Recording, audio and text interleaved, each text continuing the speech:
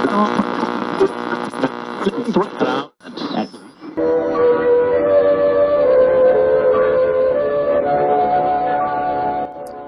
pendengar dimanapun Anda berada, waktunya mendengarkan siaran radio Lintang Kobong Sastra Juang.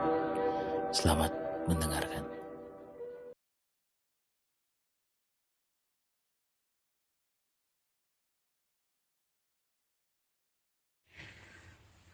Ya, Andi, soal ontologi estetik, tempo hari saya sudah menyampaikannya ya berkali-kali soal ini, yaitu soal hakikat gitu ya, hakikat seni gitu ya. Jadi yang dimaksud dengan hakikat seni itu kita harus benar-benar tahu apa itu seni gitu ya. Nah, lalu kemudian bagaimana ketika kita memahami hakikat seni itu uh, merespon soal-soal kimiawi estetik ya yang kemudian menjadi persoalan. Nah, tanggung jawab kita sebagai seniman itu harusnya jangan sampai kemudian dunia kesenian itu menjadi endisme gitu ya. Misalnya dunia performance art di barat misalnya atau di luar itu berangkat dari sebuah gerakan, no. Tetapi bukan kemudian ketika masuk ke kita menjadi semacam apa ya, eh, etalase budaya kayak gitu ya. Oh, ini ada produk kesenian baru terus diadopsi kemudian, tidak ada sebuah perenungan di sana dan hanya ditonton berapa orang dan itu jadi hanya bermain di wilayah dirinya sendiri ya gitu-gitu. Apa ya hanya bermain-main di wilayah estetik semata kayak gitu-gitu ya. Nah, ini menjadi persoalan kayak gitu-gitu.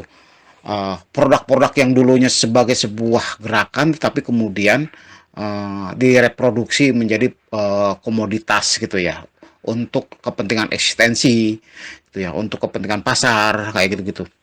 Bukan untuk membangun sebuah perlawan estetik misalnya, untuk supaya kemudian seni itu terus terbangun secara diskursus kayak gitu-gitu. Nah, kemudian uh, tujuannya apa? Untuk menghantam kepentingan korporasi. Dalam korporasi di kebudayaan juga ada. Karena ketika seni sudah jadi alat komoditas, ya tentu nanti berujungnya ke wilayah korporasi. Dan itu saya pernah punya pengalaman ya di tahun 2000-an, 2000 sebelum 2009 waktu itu. Banyak orang yang tidak punya proses kesenian ngeluk apa misalnya seni rupa gitu yang ngelukis gitu ya, tapi kemudian ada permainan mafia seni, orang yang bukan orang seni misalnya disuruh menggambar terus kemudian dijual dan kemudian ada kurator yang mencatat menuliskannya seolah-olah itu adalah seni rupa kontemporer dan itu dimainkan di pasar.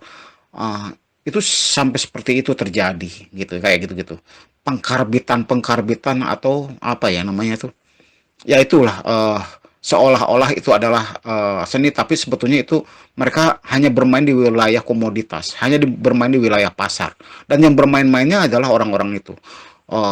Teman-teman yang eh, bermain di wilayah itu, saya sempat masuk ke wilayah itu ya ketika saya di Jakarta misalnya, saya ketemu banyak kolektor tapi itu sebetulnya bukan kolektor, kalau istilah teman-teman di Bandung tuh kolekdol gitu ya. Jadi eh ya dia bukan kolektor yang benar gitu ya, maksudnya dia hanya kepentingannya ya bisnis aja gitu. Dan mana yang karya-karya yang bisa dijual gitu ya, ya tentu selain tentu orang-orang yang punya sejarah segala macam, tapi juga ada yang jejak sejarahnya bagus tapi juga ada yang memang dikarbit gitu ya kayak gitu. Jadi ada dua dua model gitu, ada karya sejarah yang memang diciptakan supaya nilai pasarnya mahal gitu ya dan itu punya nilai gitu ya. Ada juga yang seniman karya-karya seni yang baru-baru yang kemudian dieksplorasi gitu ya. Terus di istilah orang Sunda tuh diwawaas, di apa ya namanya tuh, dikemas demikian rupa seolah-olah gitu. Itu sesuatu gitu karya seni itu. Ada juga yang seni diciptakan seperti itu, dibikin framing supaya kemudian pasar itu terbentuk gitu kayak gitu.